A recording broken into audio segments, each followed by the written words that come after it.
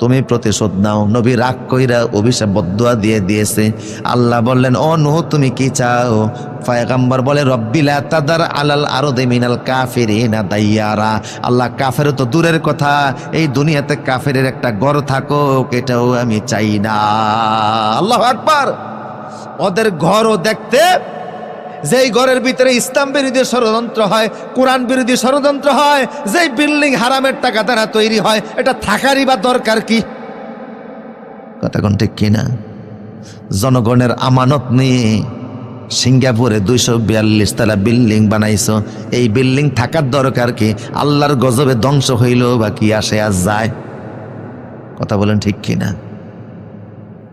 মানুষের কষ্টের যেতে জমানো পয়সা, 1 টাকা 2 টাকা 3 টাকা করে জমানো পয়সা, না খেয়ে কষ্ট করে পরিশ্রমের পয়সা জমা রাখছে, আর তুমি ঋণের নামে নিয়ে সিঙ্গাপুরে বাড়ি বানাও, তোমার উপর আল্লাহর গজব আছে না নাই?